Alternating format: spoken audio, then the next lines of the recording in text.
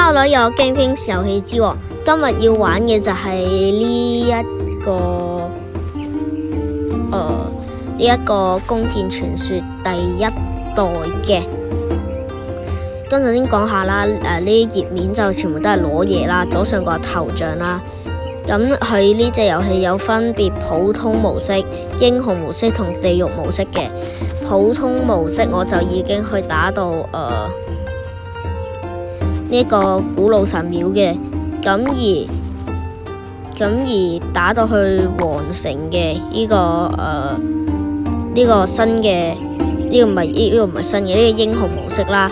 地獄模式我就冇打過嘅，所以今日呢就係要打呢個地獄模式嘅。咁首先講下啦，佢同呢一個第二代唔係差太遠啦。咁首先就係有分普通等級灰色啦、綠色啦，跟住藍色啦、紫色啦，同埋呢一個完美史詩金紫色嘅。咁我首先呢度就可以裝一個攻擊武器，一個嘅衣服啦，跟住之後再裝2個戒指，跟住再裝兩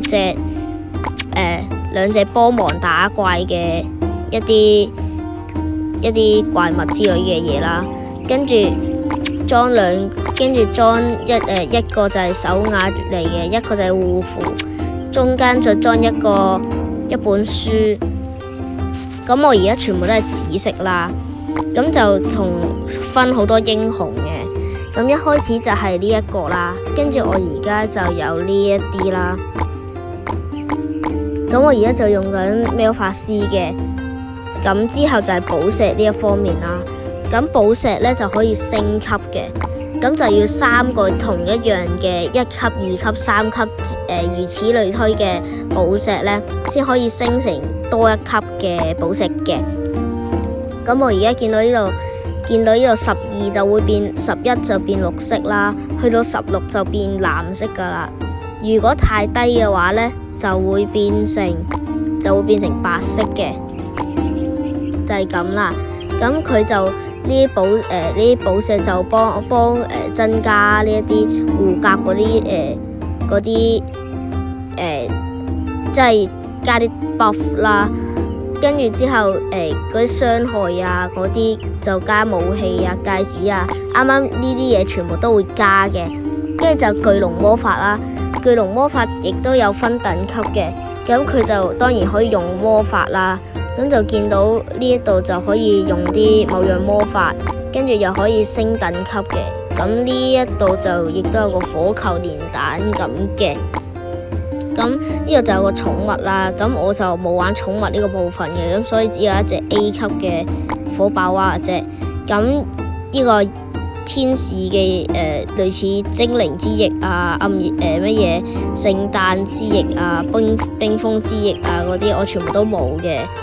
咁而家就直接開始玩呢個地獄模式第1章啦。咁應該唔係好難嘅啫。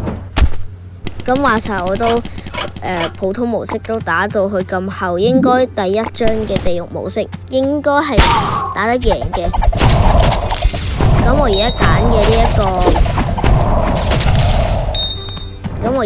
嘅呢一個飛鏢呢，就可以反彈啦，亦都係穿透啦。咁同第2代一模一樣嘅啫，上面就會有個等級啦。佢一開始呢，就可以揀一個技能嘅3選1。咁呢，佢每升1等呢，亦都可以揀多1等，亦都可以3選1揀多一個技能啦。咁每個幾關呢，就會有一個 boss 嘅。咁去到第5關就當然會有呢一個天使可以加血，可以補翻啲血或者有嘅嘢啦，可以升。通常都係暴擊啊或者生命提升之類嘅。咁而家就2個技能。咁呢隻 game 同嗰個第2代一模一樣啦，跳出咗可以重新翻嚟嘅。所以係幾方便嘅，即係唔會話己有咩事啊，跟住跳出咗走咗，跟住翻嚟都可以繼續玩翻啱啱個關卡嘅。我啱啱就揀一個喺牆壁會反彈，咁跟住之後呢個差唔多全部都係紫色血嘅怪啦，超特別啦。揀一個啦，揀個毒性嘅嘢，跟住呢一個我未打過呢個地獄模式嘅，我都唔知究竟上面嗰行血點解會變咗做紅色，類似紅色嘅一樣嘢啦。咁每10關就會有一個 boss 啦，呢個就同火龍第一關即係同普通模式嘅第一章係冇分別嘅。打完就有幸運大輪盤轉啦，轉到個好似係攻擊提升，咁就唔睇廣告啦。跟住之後全部骨頭好容易，直接衝過第12關啦。跟住呢一關開始有啲破產，跟住左邊不可用技能，大家望到我用嗰個火龍技能就可以噴火啦，咁就有 CD 嘅。如果你用咗火龍技能，下邊嗰個技能就要等一陣先可以用，要用完就唔可以兩個一齊用咁就有黃色骨頭，咁用一下呢一個下邊嗰個類似暗屬性嘅技能啦。咁佢偶然都會出力嗰個偶然咧都會出力嗰邊大下嘅，我覺得還可以啦。咁而家打到第14關啦，下一關就有個天使嘅形式啦。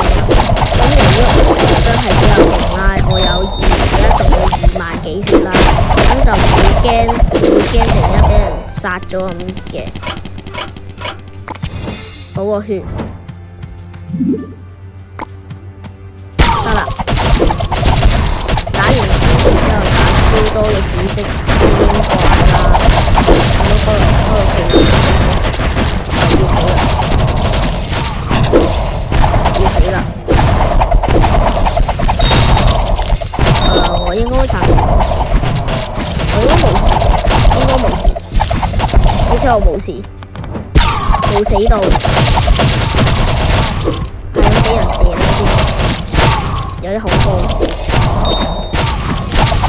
打死咗嗰啲弓箭嘅類似精英怪嘅嘢先。